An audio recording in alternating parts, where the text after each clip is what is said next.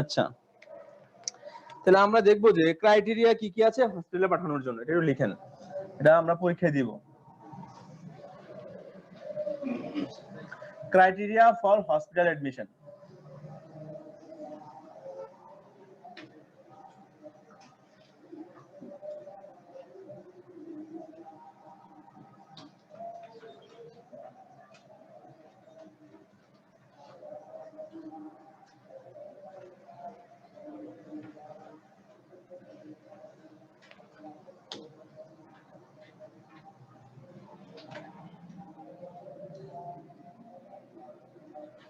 এক number, any altered level of consciousness.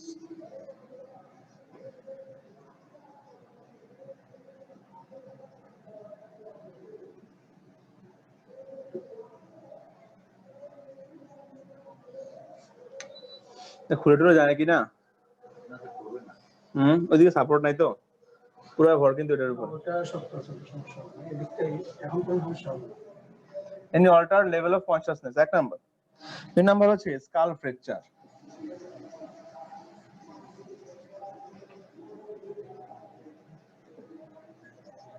তিন number হচ্ছে দিলে বুঝতে হবে, পারসিস্টেন্ট হেডেক।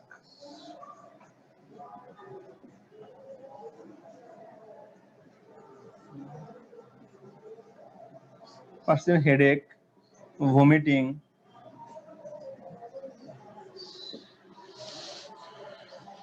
সিস্টোলিক হাইপারটেনশন তো লাগবে না।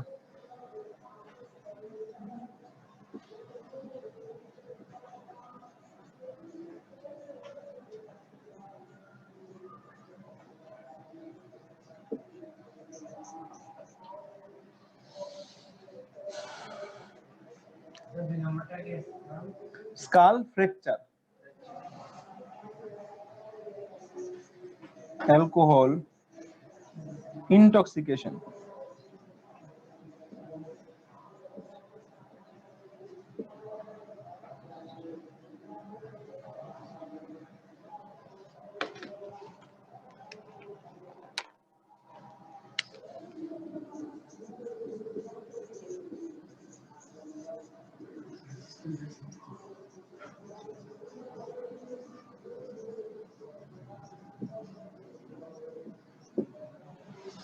এই পাঁচটা জিনিস আর একটা আছে, তো থাকলে আমরা তাকে সাথে সাথে কি করবো, হসপিটালে পাঠাই দিব, নিজে ম্যানেজ করতে যাব না।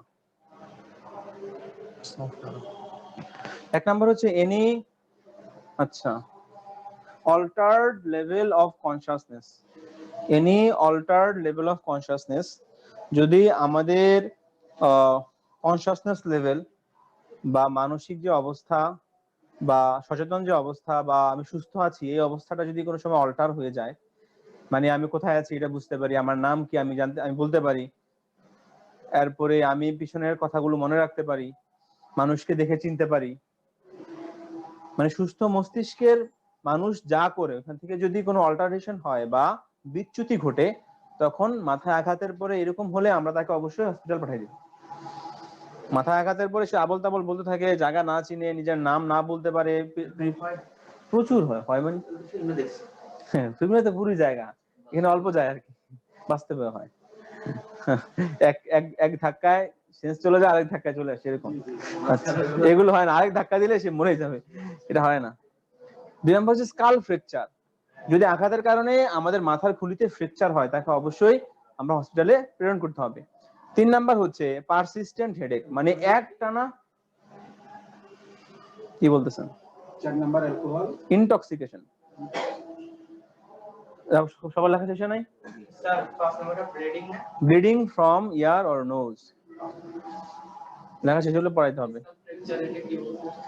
মাথার খুলিতে যদি কোনো আঘাত পেয়ে এটা ফেটে যায়, যে মানে ছোট ফাটা হোক বড় ফাটা হোক, তাকে অবশ্যই আমরা হসপিটাল পাঠিয়ে দিব।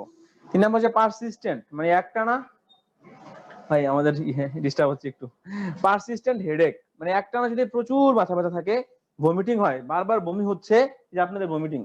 তারপর হচ্ছে সিস্টোলিক হাইপারটেনশন, মানে আমাদের যে প্রেসার মাপি আমরা, ব্লাড প্রেসারের যে প্রথম যেটা থেকে আমরা প্রেসার মেজার করি, প্রথমটা সিস্টোলিক, পরেরটা ডায়াস্টোলিক। সিস্টোলিকটা যদি বেড়ে যায় তখন আমরা বুঝবো যে স্কাল ফ্র্যাকচার হয়েছে বা আঘাতটা জটিল এবং তাকে আমরা ম্যানেজ করতে পারবো না। আঘাত পাওয়ার পরে ছাড়াও তো হয় এই যে পারসিস্টেন্স হেডেক, এটা না আঘাত পাওয়া ছাড়া থাকলে ইমার্জেন্সি না আর কি। আঘাত পাওয়ার পরে এটা হলে ইমার্জেন্সি একটা কন্ডিশন, এবং এই কন্ডিশনটা অবশ্যই হসপিটালে ডিল করতে হবে। 4 নাম্বার হচ্ছে অ্যালকোহল ইনটক্সিকেশন, মানে এত পরিমাণ আঘাত পেয়েছে, মানে এছাড়া এটা আসলে আঘাতের সাথে কোনো ইয়া নাই আর কি। হসপিটাল অ্যালকোহলটা আঘাতের সাথে সম্পর্কিত না, অ্যালকোহল এত বেশি খেয়েছে সে এখন আবুল তাবুল এত বলছে যে কোনো কিছু চিনতে পারছে না, এটা একেবারে তার বিষক্রিয়া হয়ে গেছে। অ্যালকোহলটা হয় কি, খাওয়ার পরে 3 থেকে 4 ঘন্টা পর সে যদি রেস্ট নেয় তাহলে তার আবার স্বাভাবিক হয়ে যায়, কিন্তু খাওয়ার পরে সে স্বাভাবিক হচ্ছে না, খুবই বাজে অবস্থা। তার মেন্টাল ইরিটেশন বা মেন্টাল ডিপ্রাইভেশন হয়ে গেছে, তারে সাথে পাঠিয়ে দিতে হবে, নাহলে সে মারাই যাবে। আরেকটা কি, এটা কি সত্যি কথা, মানে আঘাত খাওয়ার পর আগের 2 বছর কথা সব ভুলে গেছে? না না, হইতে পারে এটা শর্ট টাইম মেমোরি লস হইতে পারে। 2 বছরের জিনিসগুলো শর্ট টাইম, 2 বছর তো আর স্পেসিফিক না, মানে রিসেন্ট ঘটনাগুলো মনে থাকে না, এগুলো একটা আছে শর্ট টাইম, আমরা অ্যামনেসিয়া বলি এটাকে।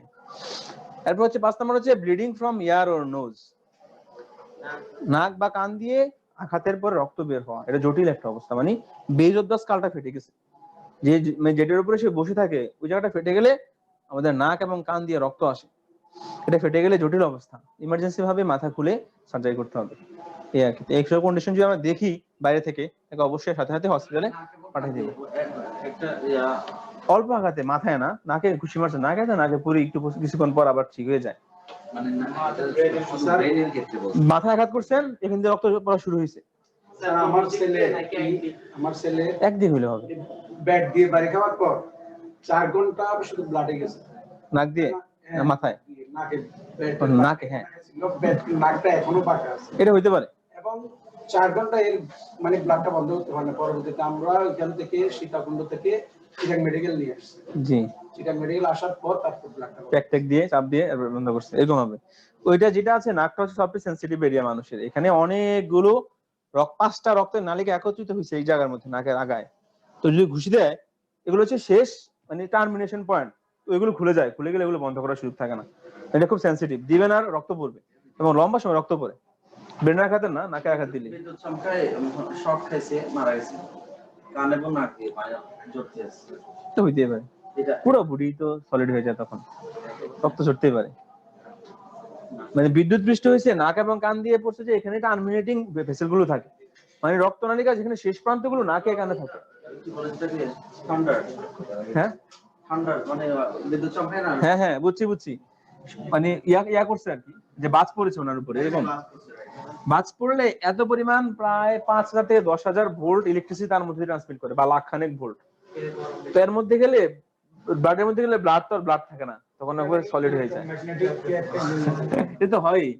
তো আঘাতের কারণে টার্মিনেটিং ভেসেল থেকে ব্লিডিং হতে পারে, আর এই থাকে আমাদের কানে এবং নাকে, মানে দাফন করার পর্যন্ত চলবে। আপনি অন্যগুলো কেটে দিলে এমনি পড়ে থাকবে সবগুলো, অন্য ভেসেল যদি কেটে দেন এমনি আসবে সবগুলো, এগুলো তো প্রান্তের দিকে, এই জন্য খুব ফোর্সটা সে ইয়া করতে পারে, ছিঁড়ে গেছে আর কি, এই জন্যই ব্লিডিং হয়েছে। প্রান্তীয় ভেসেল গুলো ডিপেন্ডেন্ট বেশি, এগুলোর থেকে রক্তক্ষরণ শুরু হলে এগুলো আসলে বন্ধ করার সুযোগ নেই।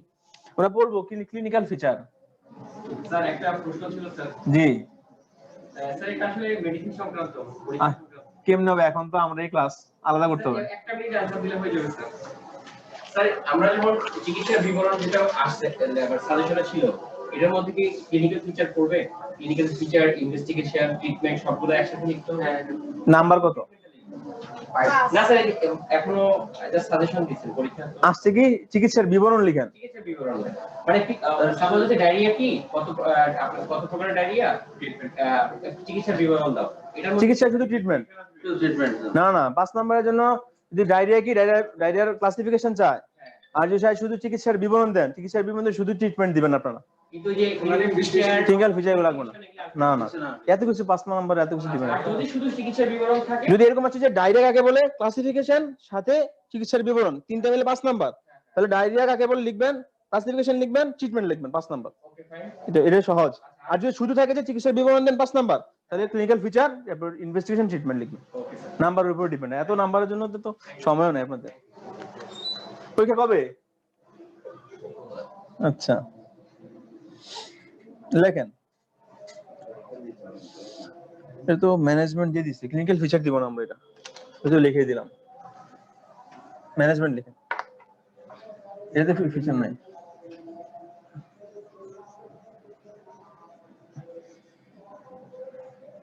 ক্লিনিক্যাল ফিচার আর ম্যানেজমেন্টের মধ্যে না না, হ্যাঁ ম্যানেজমেন্টের মধ্যে ক্লিনিক্যাল ফিচার চলে আসে আর কি, না আমাদের ইয়াতে আপনাদের এখানে শুধু ট্রিটমেন্ট দিলে হবে ম্যানেজমেন্টের ক্ষেত্রে। ট্রিটমেন্টটা লিখে। এখানে ওই ক্লিনিক্যাল ফিচারটা মাথা ফাটছে, সে অজ্ঞান, যা লিখছি ইমার্জেন্সি কন্ডিশন, এগুলো হচ্ছে তার সিমটম মানে সাইন, এগুলো থাকলে আমরা পাঠাই দিব তাকে, এবং এটা হচ্ছে ইমার্জেন্সি কন্ডিশন যেগুলো আমরা দিয়েছি, যেসব কন্ডিশনে আমাদের হসপিটালে এডমিশন জরুরি বা রেফারেল জরুরি, এগুলোই সিমটম সাইন। ম্যানেজমেন্ট কি, হসপিটালে যাওয়ার পরে বা রাস্তার মধ্যে আমরা কি কি জিনিস দেখবো, এক নম্বরে অল্প করে লিখবো, অনেক লেখা এটাতে, এবং এটার উপর ডিপেন্ড করে নিউরো সার্জারি দাঁড়াই আছে। এত পড়া তো আমি অল্প করে দিতে পারবো না। এক লিখেন ইমিডিয়েট রিসাসিটেশন, মাথায় আঘাত পেয়েছে, এই সকল কন্ডিশনে আমরা ইমিডিয়েট রিসাসিটেশন করতে হবে। ইমিডিয়েট রিসাসিটেশন স্যার রিসাসিটেশন এটার মিনিং মানে তার অবস্থার উন্নতি করার জন্য ওই ইনস্ট্যান্ট কন্ডিশনে তার একেবারে ডিপেন্ডেন্ট সেই যে জিনিসগুলোর উপরে ওইটাকে সাপোর্ট দেওয়া, যেমন এয়ারওয়ে, যেমন মানে আমরা চারটা জিনিস বা তিনটা জিনিসের উপর সবসময় ডিপেন্ডেন্ট থাকি, একটা হচ্ছে এয়ারওয়ে মানে ব্রিদিং, সার্কুলেশন এবং আমাদের মাথার কন্ডিশন মানে কনসাসনেস। এই তিনটা জিনিসের উপরে বা চারটা জিনিসের উপরে আমরা দেখি, একে বলা হয় রিসাসিটেশন। রিসাসিটেশন মানে হচ্ছে ইমিডিয়েটলি ইমার্জেন্সি অর্গানগুলোকে মানে বুস্ট আপ করা। হ্যাঁ এই লিখেন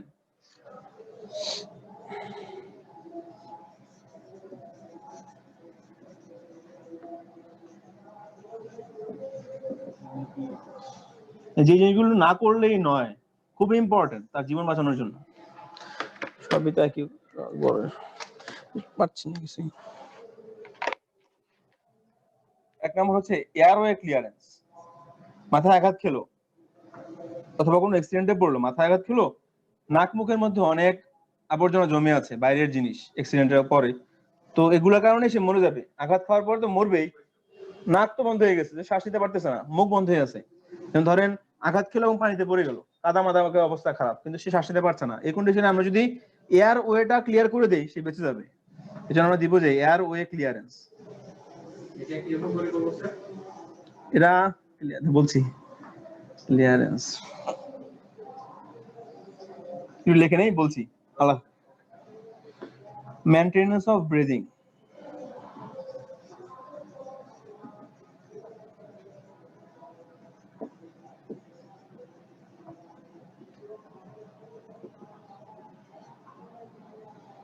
তিন নম্বর হচ্ছে maintenance of circulation,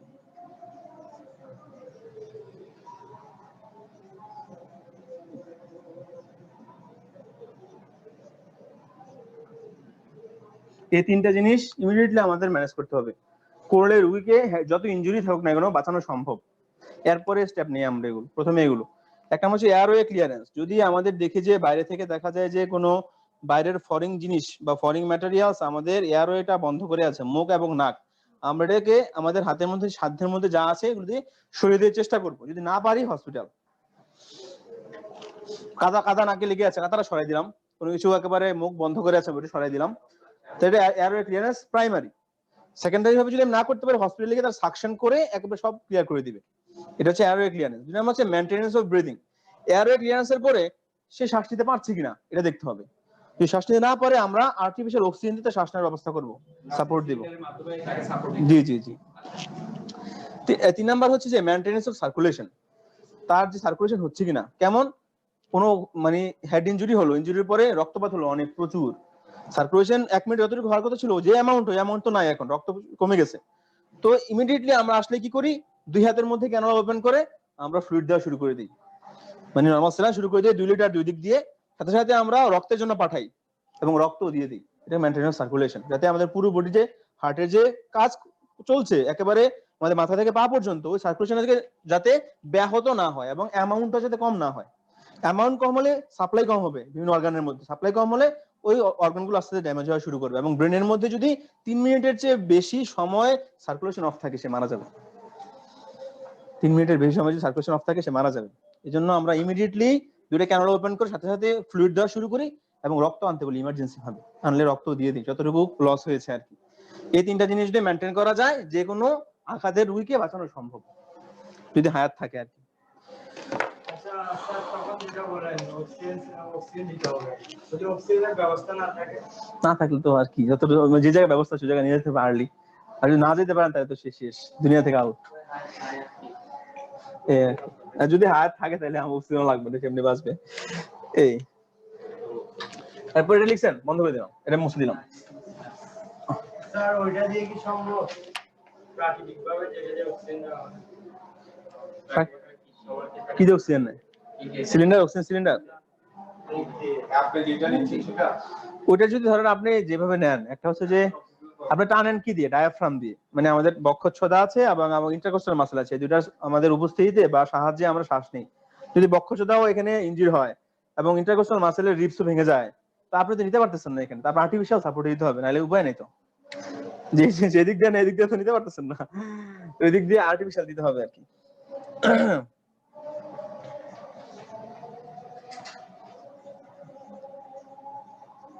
general nursing care,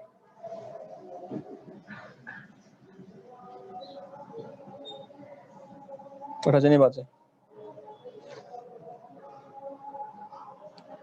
পড়তে পড়তে আধা ঘন্টা হয়ে গেল।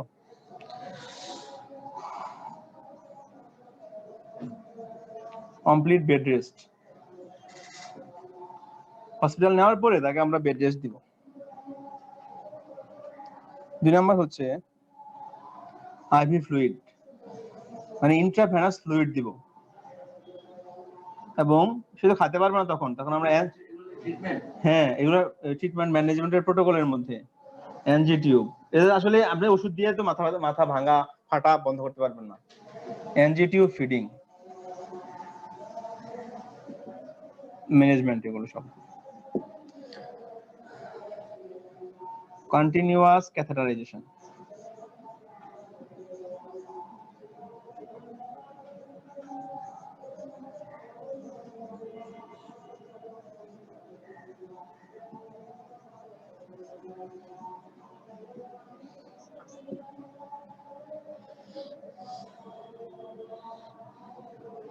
Care of mouth,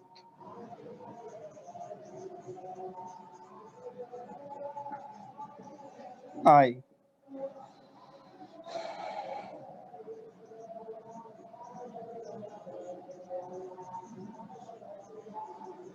temperature control,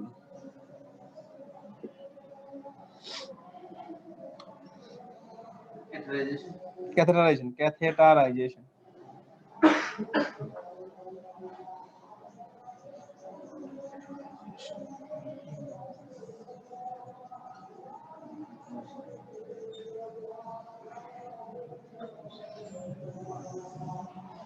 সবগুলোর কালই শেষ।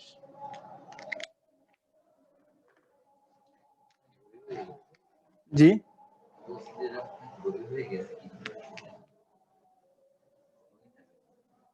আচ্ছা, এগুলো আমাদের এখানে ইস্যু হয়, একটু বুঝি না এগুলো আমরা।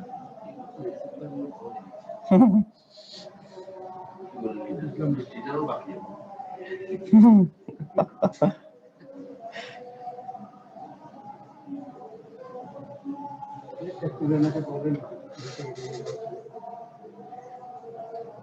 First, তোমার আমার কাছে দিয়ে যাবো দায়িত্ব, আমি দিয়ে যাবো।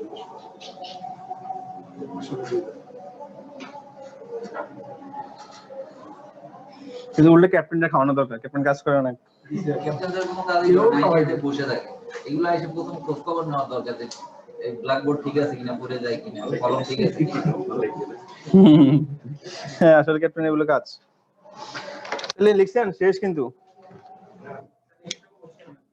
আচ্ছা প্রথমে লিখবো যে কমপ্লিট বেড রেস্ট, লেখা শেষ হলে বলবি। হ্যাঁ লেখেন তখন কষ্ট হয়ে গেলে আবার মুশকিল।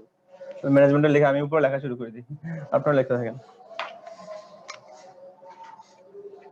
স্পেসিফিক ম্যানেজমেন্ট,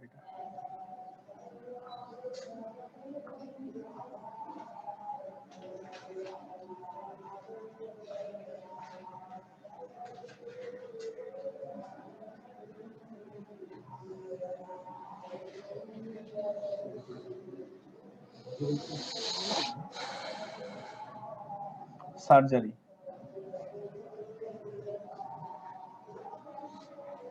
এটা হচ্ছে বারহোল অপারেশন।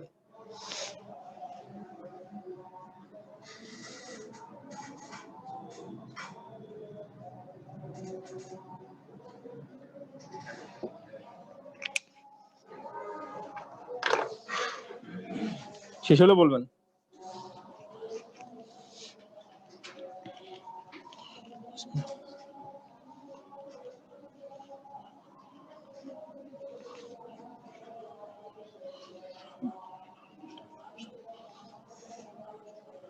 অ্যানালজেসিস, হ্যাঁ অ্যানালজেসিস।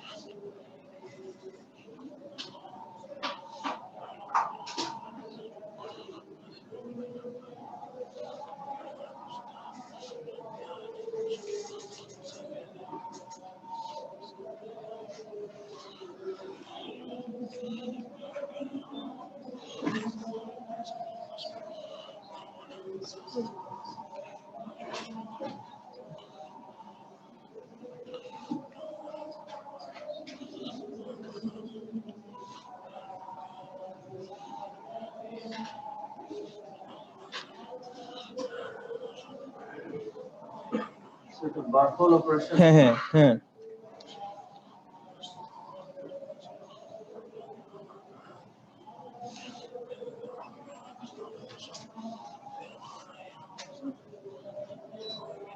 শেষ কিনা সবার? সিলেটিভস, হ্যাঁ সিলেটিভ। নিচে তো আমি হাতটা ঘুরাতে পারছিলাম না, এটা কেমন কেমন হয়ে গেছে।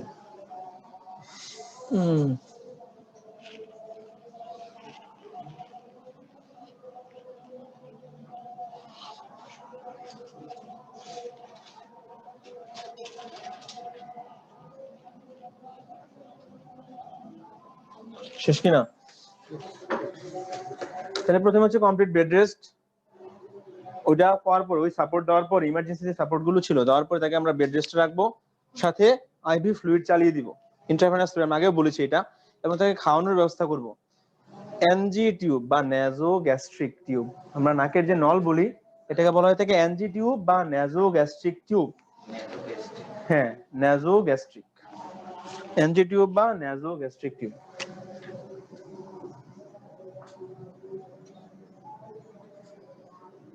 নেজো গ্যাস্ট্রিক টিউব যেটা আমরা নাকের নল বলি আর কি, ওটা দিয়ে আমরা খাবার দিব তাকে। 3 নাম্বার হচ্ছে কন্টিনিউয়াস ক্যাথেটারাইজেশন, লিকুইড, যেটা ডাক্তার সাজেস্ট করে ওই মুহূর্তে তার অবস্থা ভেদে ওটা দিবে আর কি। সব লিকুইড খাবার দিতে হবে, লিকুইড করে, তরল খাবার, স্যুপ জাতীয় খাবারগুলো। নাকের নল দিয়ে, নাকের নল তো পেটে চলে যায়, তারপর আর কি খাবার দিবেন? খাবে না, নল দিয়ে, নলের মধ্যে দিবেন, বুঝে নাই? নেজোগ্যাস্ট্রিক ফিডিং, নাকের নল দিবেন, এটা পেট পর্যন্ত চলে যাবে, তো নলের মধ্যে আমরা সিরিঞ্জ দিয়ে খাবারটা দেই, 50 সিসি সিরিঞ্জ আছে, ওগুলো দিয়ে দেই, পেটেই চলে যায়, এটা খাইতে হয় না মুখ দিয়ে। মুখ দিয়ে দিতে পারে, নাক দিয়ে, নাক দিয়ে সেফ। মুখ তো নাকের সাথে ওই যে ওই লাইনটার মানে নাকের পরবর্তী যে নেজোফেরিংস ওরোফেরিংস যেটা আছে, এটা থেকে সরাসরি আমাদের ফেরিংসে ঢুকতে পারে সরাসরি আর কি। মুখ দিয়ে দিলে ফেরিংসটা পাওয়া যায় না, যাতে চলে যায় ল্যারিংস এর মধ্যে। ল্যারিংস হচ্ছে আমাদের শ্বাসনালী, ফেরিংস হচ্ছে আমাদের অন্ননালী।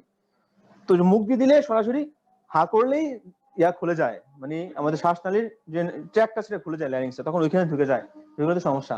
রোগী আপনাকে আর সাপোর্ট দিবে না এটা ঢুকানোর জন্য, নাক দিয়ে দিলে সরাসরি যায় আর কি, ভালো। এই আর কি। সার্জারি বার হোল, BURR, এটা না, সার্জারির নামটা হচ্ছে বার হোল অপারেশন। আচ্ছা দিয়ে দিছে। কন্টিনিউয়াস ক্যাথেটারাইজেশন, মানে তার তো ইউরিনেশন করতে হবে, সে তো করতে পারবে না, সে আনকনশাস। তো তার এটা মাপার জন্য আমরা অবশ্যই তাকে একটা ক্যাথেটার লাগিয়ে দিব। কেয়ার অফ মাউথ এবং আই, মুখ খোলা আছে, মুখ ড্রাই হয়ে যাবে একসময়, আলসারেশন হয়ে যেতে পারে।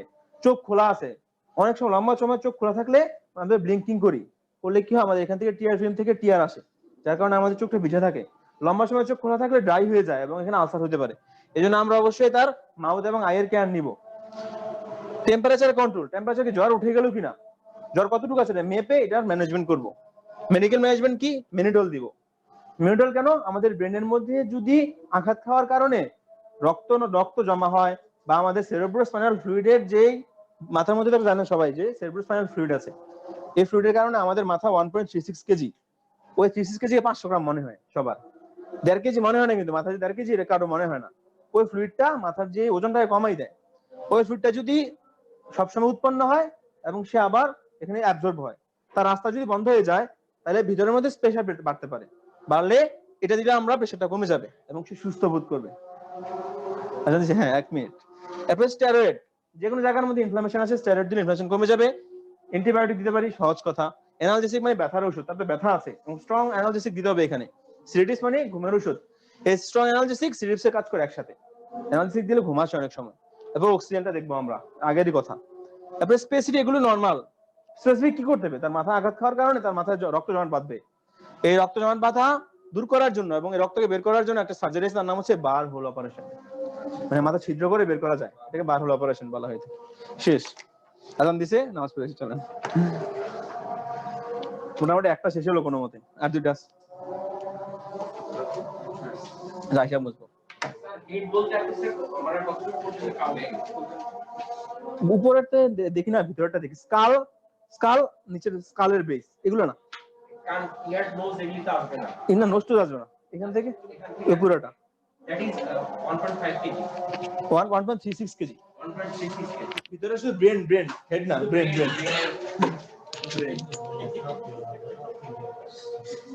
আচ্ছা দেখেন।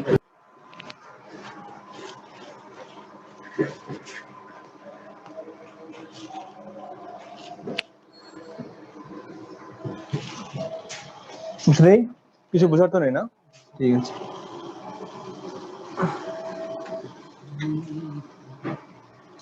কি হলো, দেখি লাইন নেই, সেটা বন্ধ হয়েছে এনে কি হলো।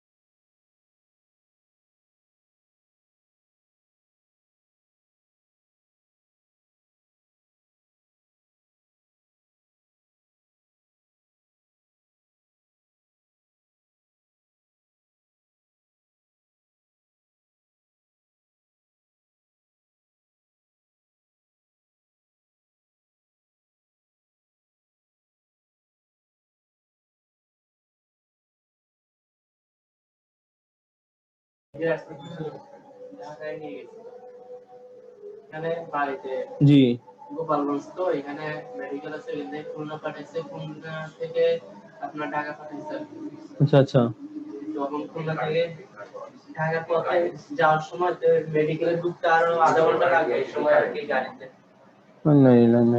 রিওয়ারেন্ট sir recurrent recurrent recurrent appendicitis sir অ্যাপেন্ডিসাইটিসটা ব্লাস্ট হয়ে গেছে এটা হবে ব্লাস্ট হয়ে তারপরে ইনফেকশন ছড়ায় পড়ছে। বাস্ট হলে তো অল্প সময়ের মধ্যে মরে যাবে বাস্ট হলে অল্প সময়ের মধ্যে মরে যাবে আচ্ছা বাস্ট হওয়ার পরেও নাকি ওইটা ওই অপারেশন করে ওইগুলো পরিষ্কার করে নিতে পারে? অল্প সময়ে যদি চলে যায় তাহলে করতে পারে যদি বেশি সময় চলে যায় এটা সহজ প্যাডটা অনেক ভালো প্রোটেক্টিভ কোনো কিছু গেলে তখন এখানে চর্বির দলা আছে তো সবগুলো এগুলো প্যাক করে রাখে যাতে পুরো প্যাডে না ছড়া যেতে পারে তো প্যাকটা যতদিন রাখতে পারে অল্প সময় এতদিন সে ভালো থাকে এরপরে আবার শুরু হয় কিন্তু এরকম বাস্ট হয়ে গেলে পেশেন্টের কন্ডিশন ভালো থাকে না আর কি ইমার্জেন্সি ভাবেই পেট কেটে তাড়াতাড়ি ইয়ে করতে হয় আর কি হ্যাঁ জটিল তো প্রচুর জটিল একটু না লম্বা সময় লাগে শুকাইতে এটা আচ্ছা তারপরে acute appendicitis recurrent appendicitis acute মানে কি হঠাৎ করেই এটা ইনফ্লামেশন শুরু হলো এবং প্রচুর ব্যথা হলো অল্প সময়ের মধ্যে এটা হচ্ছে একিউট অ্যাপেন্ডিসাইটিস একিউট অ্যাপেন্ডিসাইটিস একবার হলো হওয়ার পরে সে ওষুধ খেয়ে ভালো হলো আবার কয়দিন পর আবার শুরু হলো এটাকে বলা হয় রিকারেন্ট অ্যাপেন্ডিসাইটিস বারবার ইনফেকশন হচ্ছে বারবার আপনি খেয়ে অ্যান্টিবায়োটিক খেয়ে জমায় রেখেছেন বারবার এটা হচ্ছে এবং এক সময় সে বাস্ট হবে এই কন্ডিশনের মধ্যে হলে বারবার যদি হয় তাকে বলা হয় রিকারেন্ট অ্যাপেন্ডিসাইটিস এই দুইটাই ক্লাসিফিকেশন আর ক্লাসিফিকেশন আছে এগুলো আমি দিব না আরো আছে এগুলো দিব না কষ্ট হয়ে যাবে শেষ তো না জমায় রাখার অপারেশনের আগে এগুলা নাকি অপারেশনের পরে? না যদি ধরুন আপনাদের প্রথম আমাদের হয় কি একিউট অ্যাপেন্ডিসাইটিস এর মধ্যে যদি একেবারে খুব খারাপ কন্ডিশন না হয় ইমার্জেন্সি ভাবে আসলে অপারেশন করা যায় কিন্তু ইমার্জেন্সি ভাবে না আসে এক দুদিন বসে থাকে ওয়েট করে তখন এসে স্যাররাও বলে যে আপনি অ্যান্টিবায়োটিক খান 1 থেকে 1.5 মাস আমরা এটা ইন্টারভ্যাল অ্যাপেন্ডিসেক্টমি করব মানে একটা লম্বা সময় গ্যাপ দিয়ে আপনার এখন যদি ইনফ্লামেশন আছে এখানে যদি মোটা আছে ফুলে আছে তো এই কন্ডিশনটা কমানোর পরে আমরা অপারেশন করব যাতে সেলাইটা ভালোভাবে শুকায় তো যার কারণে আসার পরে তাকে 1 সপ্তাহ বা 2 সপ্তাহের মধ্যে অ্যান্টিবায়োটিক দেওয়া হয় এবং 1.5 মাস পরে আসতে বলে যাতে অপারেশনটা করে ফেলে আসে কিন্তু সে আবার আসলো না সে পলাই গেল যে ভালোই আর আসবো না আবার কয়েকদিন পর পর শুরু হলো এটা গেলে রিকারেন্ট অ্যাপেন্ডিসাইটিস বারবার হচ্ছে ইনভেস্টিগেশন কি ইনভেস্টিগেশন আল্ট্রাসোনোগ্রাফি করলে বোঝা যায় একটা করলে হয় আল্ট্রাসোনোগ্রাফি করলে স্পেসিফিক একটা করলে বোঝা যাবে হলো ডেমন না এক্সট্রিম কিছু নাই এখানে তো পাথরটা তো কিছু নাই এমনি দেখা যাচ্ছে এই আল্ট্রাসোনোগ্রাফি করলে স্পষ্ট দেখা যায় আল্ট্রাসোনোগ্রাফি স্পেসিফিক এখন মুছে দিলাম symptoms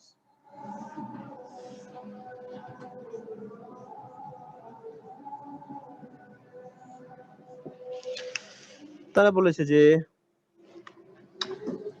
পেরিআম্বিলিক্যাল পেইন পেরি মানে চারপাশে আম্বিলিক্যাল মানে নাভি পেরিআম্বিলিক্যাল কোলিকি পেন দিছি কিনা দেখি তো এটা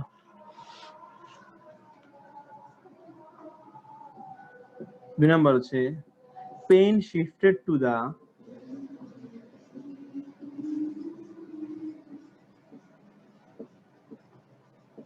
রাইট আইলিয়াক ফসা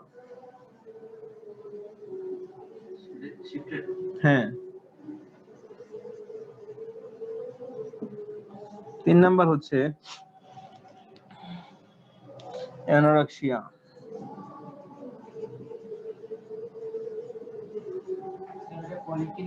জি কোলিকি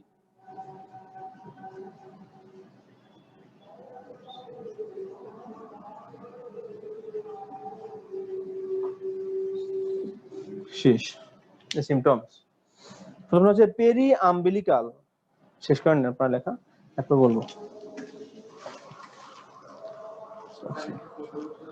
জি জি যদি এটার আয়তন কম থাকে 2 থেকে 3 মিলিমিটার থাকে 3 মিলিমিটার নিচে বা 2 মিলিমিটার নিচে হলে পাথর খেলে ওষুধ খেলে পাথরটা গলে যায় বা এটা ঠিক হয়ে যায় কিন্তু দেখা যায় যদি 2 থেকে 3 মিলিমিটার বেশি হয় তাহলে সম্ভব না অপারেশন করতে ছোট কিছু না পাথরের গুঁড়া অল্প অল্প খাবার থেকে আমাদের বিলিরুবিন টুলিবিন অ্যাবনরমালিটির কারণে এটা ইয়া হয় আছে ঝামেলা হয়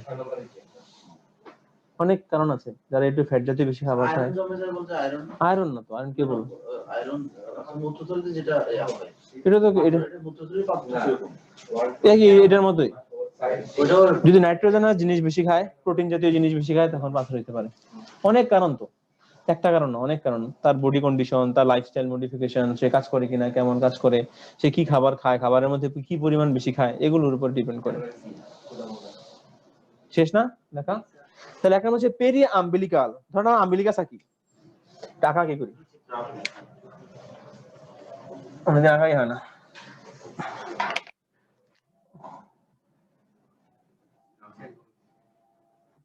ধরেন এটা হচ্ছে আম্বিলিকাস, নাভি। পেরি আম্বিলিকাল মানে হচ্ছে চারপাশে, নাভির চারপাশে কোলিকিপেন মানে কি, করছে ছাড়ছে, মানে ধরছে ছাড়ছে। একটা হচ্ছে যে ধরে রাখছে একবার সবসময়, আর হচ্ছে যে মানে একটা মানে একটা লাইনের ভিতরে একটা পাথর জমে আছে, তো চায় যে পাথরটাকে সবসময় সরাই দিই, তো একবার চাপ দেয় একবার ছাড়ে, মানে একবার ব্যথা হয়, ব্যথা আবার কমে যায়, আবার ব্যথা, আবার মানে একটা নির্দিষ্ট টাইম পর পর তার ব্যথা উঠছে। 1 সেকেন্ড 2 সেকেন্ড পর পর ব্যথা আসতেছে, 5 সেকেন্ড 6 সেকেন্ড পর পর ব্যথা আসতেছে, কিন্তু ব্যথাটা সারছে না, আসতেছেই, বারবার হচ্ছে। এটা বলে কোলিকি পেন। এই স্টেপ করতেছে একটু পর পর, এটা বলে কোলিকি পেন। এই পেনটা প্রথমে এখানে শুরু হয় আম্বিলিকাসের চারপাশে। হ্যাঁ, এটা পেরি মানে চারপাশে, আম্বিলিকাস মানে নাভি, নাভির চারপাশে শুরু হয় কি পেন, কোলিকি পেন। এরপর পেনটা এখান থেকে শিফট করে দেয়, এখানে আর থাকে না, কিছুক্ষণ পরে এইখানে এসে চলে আসে, রাইট এই জায়গার মধ্যে। এটা বলতে আইলিয়াক ফসা। ডান পাশে আমাদের এই হাড্ডিটা আছে না, ওই জন্য কিছু তো নাই, এটা তুলি। এটার যেই এই জায়গাটার নিচে যেই আমাদের যে গর্ত আছে, এই জায়গাটা, এটা বলছে আইলিয়াক ফসা বলা হয়ে থাকে, এই জায়গাটাকে আইলিয়াক ফসা বলে। এই আইলিয়াক ফসার এখানেই সে অ্যাপেন্ডিক্সে থাকে, কিডনির পাশে, কিডনির সামনে, কিডনি তো এইখানে পিঠে। তো এই ব্যথাটা প্রথমে এখানে করে, কিছুক্ষণ পরে সেখানে চলে আসে, এখানে থাকে না। মানে সময়টা সময় 3 থেকে 4 ঘন্টা, 4-5 ঘন্টা, একদিন, এই এরকম 5-6 ঘন্টা, যার যার মানে সিভিয়ারিটির উপরে ডিপেন্ড করে। এটা আসলে বলা যায় না কয়দিন পর্যন্ত আসে। যদি ইনফ্লামেশন বেশি হয় 2 থেকে 3 ঘন্টার মধ্যে সে চলে আসবে, ইনফ্লামেশন কম হলে আস্তে আস্তে আসবে, বা কারো নাও আসতে পারে, এর অনেক কারণ আছে। আবার এখানে নাও হইতে পারে, এখানে আসতে পারে, শুধু শুধু মানে ইন জেনারেল হচ্ছে এই ব্যথাটা এখানে শিফট করে। এটাকে বলা হয়ে থাকে pain shifted to the right iliac fossa, ডান পাশের এই জায়গার মধ্যে, এটা বলা আইলিয়াক ফসা, এখানে সে চলে এসে, কারণ এখানে মেইনলি অ্যাপেন্ডিক্স থাকে। তারপর হচ্ছে অ্যানোরেক্সিয়া, এর ইনফ্লামেশন আছে, পুরো গাট এর জন্য আপসেট, কান্নাকাটি করে সারাদিন, যার কারণে ক্ষুধামন্দা থাকে, খাইতে যায় না কেউ। এরপর হচ্ছে নজিয়া এবং ভমিটিং, বমির ভাব থাকে, বমিও হতে পারে। এই 4টা কন্ডিশন এদের পেশেন্ট আছে, পেশেন্ট এসে বলবে আমার এখানে ব্যথা ছিল, সে এখানে চলে গেছে, শিফট করেছে, তখন আমরা বুঝবো যে এটা ঝামেলা আছে। এই ব্যাটারি ইজ রানিং লো, এই ব্যথাটা চার্জ হচ্ছে না ল্যাপটপ, চার্জের লাইন কই, চার্জার পয়েন্টে মনে হয় সমস্যা আছে। তাই হোক। ব্যথাটা ওটার সাথে আছে অপারেশন কি কম্পালসারি হয়ে যায় না? হ্যাঁ, ব্যথা ওঠার পরপরই অপারেশন করে ফেলে অনেকে, রিস্ক নিতে চায় না, কারণ এটা তো ভালো অর্গান না। একবার ইনফ্লামেশন হলে বারবার হয়। আবার কেউ চায় যে আমি একটু ওষুধ খেয়ে দেখি, অনেকের অনেক পরে করতে হয়, কিন্তু করতে হয়, কিন্তু একবার যা হয় তার কিন্তু করতে হয়। 1 মাস পরে করে, 1.5 মাস পরে, 1 বছর, 5 বছর পরে আপনার জ্বালাবেই সে। আচ্ছা অপারেশনটা কি রকম স্যার? এই বরাবর কেটে মানে অপারেশন অনেক রকম আছে, ওপেন করেও করবে, অপারেশন অনেক রকম এখন মেশিন দিয়ে করে ফেলে, সিদ্ধ করে, ল্যাপারোস্কোপি, এটা ল্যাপারোস্কোপি বলে, সিদ্ধ করে পেটের মধ্যে ক্যামেরা ঢুকায়, ক্যামেরা দিয়ে যন্ত্রমন্ত্র পাঠাইয়া শেষ, কেটে আবার নিয়ে আসে।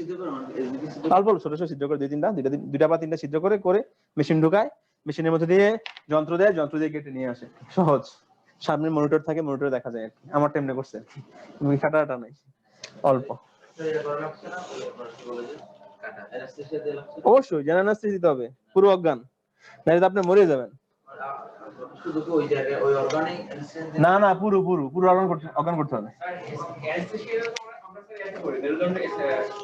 স্পাইনাল না, দুই ভাগ, এটা তো হচ্ছে লোকাল, আপনি যেটা বলছেন এটা হচ্ছে লোকাল অ্যানেস্থেসিয়া আছে, জেনারেল অ্যানেস্থেসিয়া দিতে হয় এই কন্ডিশন, যে ল্যাপারোস্কোপি করে। আর যদি শুধু এখানে কাটে, আগে যেটা করতো আর কি, জাস্ট কেটে বের করে ফেললাম এখানে যেতে হচ্ছে, তখন আমাদের স্পাইনাল দেয়। লোকাল শুধু নাভি থেকে, হ্যাঁ নাভি থেকে নিচ পর্যন্ত অবশ করছে। আপনি তো মানে জ্ঞান ছিল আপনার, ঠিক না?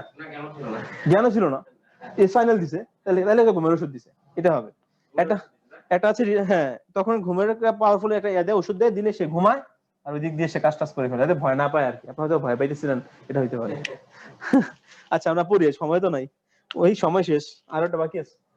সায়েন্স কি কি আছে দেখেন, কি কি আমরা দেখবো। পাইরেক্সিয়া, পাইরেক্সিয়া মানে জ্বর আসা। 2 নাম্বার হচ্ছে localised tenderness.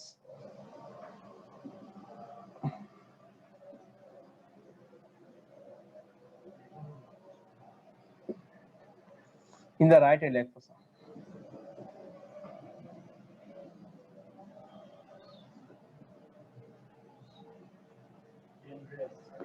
Tenderness, localized tenderness in the right iliac fossa আছে muscle guarding।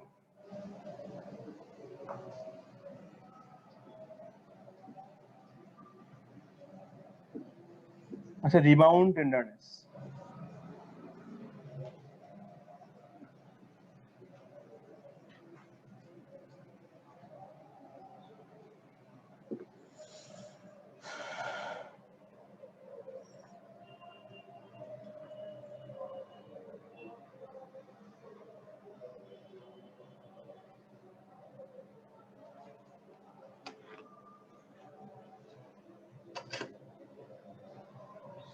শেষ সাইন। তাহলে পাইরেকশনে জ্বর আসবে, ইনফ্লামেশন যেহেতু জ্বর আসবে। এরকম হচ্ছে লোকালাইজড মানে ওই জায়গার মধ্যে, টেন্ডারনেস মানে চাপ দিলে সে ব্যথা পাবে। আপনি যদি চাপ দেন তার ওই জায়গাতে, ইন দ্য রাইট ইলিয়াক ফসা, যে জায়গাতে পেনটা শিফট করেছে ওই জায়গাতে আপনি হাত দিয়ে চাপ দিলে, তার প্রসেস আছে, ওটা পেশেন্টের গায়ে ধরি দেই চাপ, ওই চাপটা দিলে সে ব্যথা পায়, চাপ দিলে ব্যথা পায়।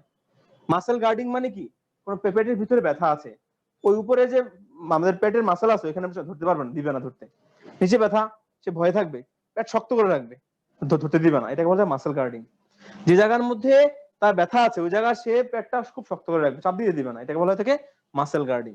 আর হচ্ছে রিবাউন্ড টেন্ডারনেস, আপনি চাপ দিলেন ব্যথা পাইলো, আবার ছেড়ে দিলেন আবার ব্যথা পাইলো, চাপ দেওয়ার কারণে ব্যথা হবে, ছেড়ে দিলেও ব্যথা হবে, এটাকে বলা হয় রিবাউন্ড, মানে ছেড়ে দেওয়ার পর ব্যথাকে বলা হয় থাকে ওই জায়গাতে লোকালাইজড, একটা লোকাল এরিয়ার মধ্যে টেন্ডারনেসের কোথায়, রাইট ইলিয়াক ফসাতে, একটা জায়গাতে স্পেসিফিক, এজন্য নাম লোকালাইজড। আর রিবাউন্ড মানে কি, চাপ দিয়ে ছেড়ে দিলেন, ছেড়ে দেওয়ার সময় ব্যথা করবে। মুছে দিলাম। ট্রিটমেন্ট লিখতে হবে, ইনভেস্টিগেশন আলট্রাসোনোগ্রাফি, অনেক কিছু আছে, আমি একটা শুরু দিব।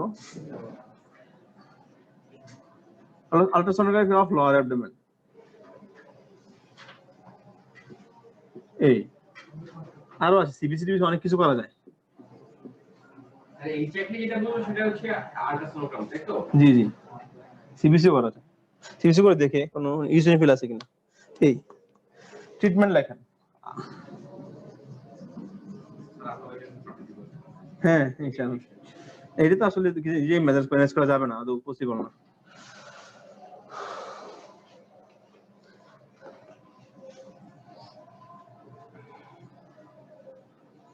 Bowel rest by nothing by mouth,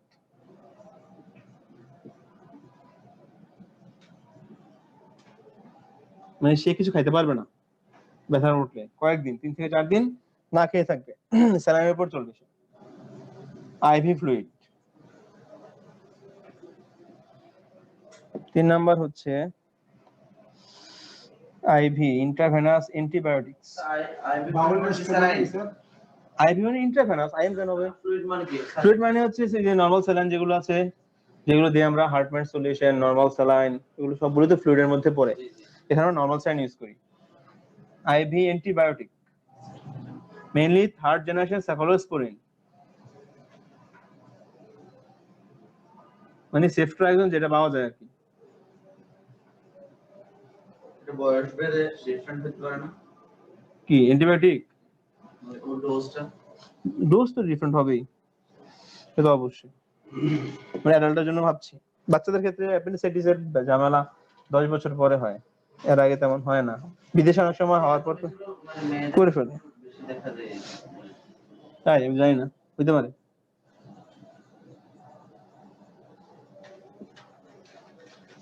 এখন যেই সময় আসলে ছেলে মেয়ে চায় না, যারা ধরতে পারে এই আর কি। এতে ম্যাক্রোনিডাজল। হ্যাঁ ওই নাকি? প্লাস দিলাম যে, এটার সাথে এটা মেট্রো।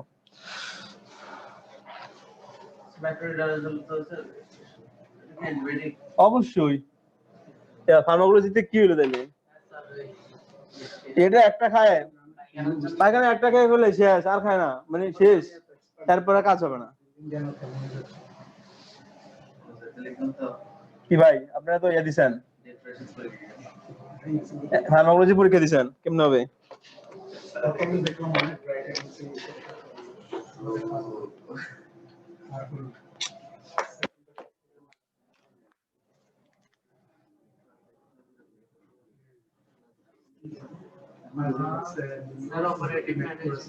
জি অপারেশন কি করব আমরা ইমার্জেন্সি আছে একটা cephalosporin plus metronidazole third generation cephalosporin মানুষে সেফট্রাক্সোন যেটা নাম আর হচ্ছে প্লাস মেট্রোনিডাজোল দিয়ে দিব অপারেটিভ ম্যানেজমেন্টের মধ্যে ইমার্জেন্সি অ্যাপেন্ডিসেক্টমি আছে একটা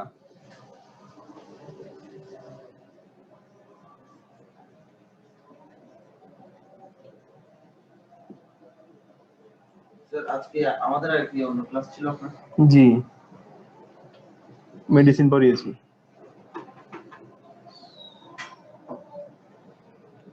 একটা ইমার্জেন্সি এটা হচ্ছে ইলেকটিভ বা হচ্ছে ইন্টারভ্যাল অ্যাপেন্ডিসেক্টমি আছে শেষ না স্যার কে আছে পড়ছে বিসিএস এর জন্য আপনি আমার অল্প অল্প চলছে পারতে তোকে দিচ্ছেন না দিব হ্যাঁ পড়ছি অল্প অল্প পড়ছি দিব আর কি এটা হল করব আমাদের তো সময় কম আমাদের প্রিপারেশন তেমন নেই ইন্টারনেট করতেছে আবার বিশেষ সুযোগ আছে ইনশাআল্লাহ হ্যাঁ এটা তো বিশেষ সুযোগ না সুযোগ আছে বিশেষ জন্য আমরা আসলে হইলো না আলাদা এত ডিপেন্ডেন্ট কি হয় এগুলো তো বাউন্ডিং লাইফ এত ভালো লাগে না বিসিএস সরি এমবিবিএস কোর্সগুলো করতে সরকারি ওরা এই মেইনলি যোগ্যতা করতে এই যে এসএসসি কিছু বিষয় আছে সবই তো লাগে কি না লাগে ইন্টারভ্যাল অ্যাপেন্ডিস এটা আমার ভাষা আপনি তখন কোচিং করছিলেন হ্যাঁ কোচিং করেছি তো কোথায় করছিলেন কুমিল্লায় ইন্টারভ্যাল অ্যাপেন্ডিসেক্টমি হ্যাঁ রেটিনে শেষ তাইলে ইমার্জেন্সি মানে ইমিডিয়েট আসছে তার অবস্থা খুবই খারাপ ইমার্জেন্সি ভাবে আমি তাকে মানে তার অ্যাপেন্ডিসেক্টমি করে ফেললাম এখন ইমার্জেন্সি আসলো আমি কয়েকদিন অ্যান্টিবায়োটিক দিলাম এবং তাকে বললাম যে 1.5 মাস পরে আসেন আমরা 1.5 মাস পরে আসতে বলি 7 থেকে 10 দিন 3-4 দিন ইয়াতে চলবে আইভিতে চলবে পরে এগুলো আমরা ওরাল করে দিব 7 থেকে 10 দিন খাবে এরপরে সে মোটামুটি ভালো থাকে তারপরে ব্যথা উঠে যায় 1.5 মাস পরে আবার সে আসতে হয় এই আচ্ছা স্যার কোন একটা একজন রোগী যে আসলো আসার পরে জি আমরা বুঝতে পারলাম যে তার একটা প্রবলেম জি এক্ষেত্রে আমরা ট্রিটমেন্ট না দিয়ে সরাসরি মানে হ্যাঁ, হসপিটালাইজ করলে বেটার হয় না সেটা হসপিটালে আমরা ট্রিটমেন্ট জানি তো হসপিটালাইজেশন করে তারে সবকিছু দেখি রিপোর্ট দেখে তাকে 3 দিন রেখে এই অবস্থা চালিয়ে এরপর তাকে ছাড়ি এটাকে ছাড়ি না তো আসছে ছাড়ার কোনো সুযোগ নেই তো আচ্ছা এক নম্বর হচ্ছে বাওয়েল রেস্ট মানে সে তো ব্যথা নিয়ে আসছে ওই জায়গাতে আর খাবার পাঠাবো না আমরা 3 থেকে 4 দিন বা 5 দিন না পাঠালে কি হবে এই অ্যান্টিবায়োটিক গুলো ভালো গিয়ে কাজ করবে এটাতে যেহেতু রেস্ট অবস্থায় আছে সে তো আর কাজ করছে না এখানে পেটের মধ্যে তখন এগুলো যে ভালো কাজ করে এই জন্য বাওয়েল রেস্ট আমরা 3 থেকে 5 দিন বন্ধ রাখি আপনি কিছু মুখে খাবেন না সবগুলো ফ্লুইডে চলবে এই ফ্লুইড চলবে এই জন্য তারা আর খাইতে হয় না তো না খাইলে কি হয় অ্যান্টিবায়োটিক গুলো ভালো কাজ করে এবং অল্প না খাওয়ার ফলে ওর তো পেটে কোনো খাওয়া যায় না ফিলিং সেন্সেশনটা কি ওই ফ্লুইড দিয়ে যায় হ্যাঁ ওকে খিদে লাগবে না ওরকম খিদা পেট তো খালি থাকে খিদা তো লাগে যে লাগে না যেমন না কিন্তু সে দুর্বল হবে না মানে ওই পরিমাণে লাগবে পাকস্থলীর না। চাপটা তো বড় ঠিকই পাকস্থলীর চাপ আছে কিন্তু আপনার যে খিদার একটা সেন্সেশন যে পাগল হয়ে যাবে এমন না আপনার কারণ সব সেল তো খাবার নিচ্ছে খাবার পাচ্ছে এই জন্য যাবে না পেটেরটা তো আছে কারণ সারা জীবন খেয়ে আসছেন পেট 3 দিন খানা পায় না আমরা তো পেট বেউস হবে কিন্তু আপনি বেউস হবেন না। না এগুলো কিছু হয় না আমরা তো ছিলাম কিছু হয় না মুছে দিলাম এখানে তো স্যার হেলমেটের কোনো প্রয়োজন নাই না কোথায় মেডিকেলে মেডিকেলে লাগে না কিন্তু আবার এ প্লাস পেতে লাগে না শেষ তারপরে বার্ন পড়বো বার্নটা একটু পরে ছুটি হ্যাঁ কি করবো আপনাদের কোশ্চেন আনসার দিতে আমার তো এদিকে আগানো সম্ভব না দেখেন ইট মে বি ডিফাইন্ড এজ কয়টা বাজে 10 মিনিট পড়ানো যাবে আর 40 কয় মিনিট থাকবেন 10 মিনিট থাকবেন আমাদের কোনো সমস্যা নেই স্যার আপনার সমস্যা নেই ক্যাপ্টেন সাহেব যা বলছেন তো আমার তো পরে শেষ করে দিতে হবে। মতামত নেই। হ্যাঁ লাগবে না, আমি সাহেব তো নিজে ফসল দিতে পারে। ইট মে বি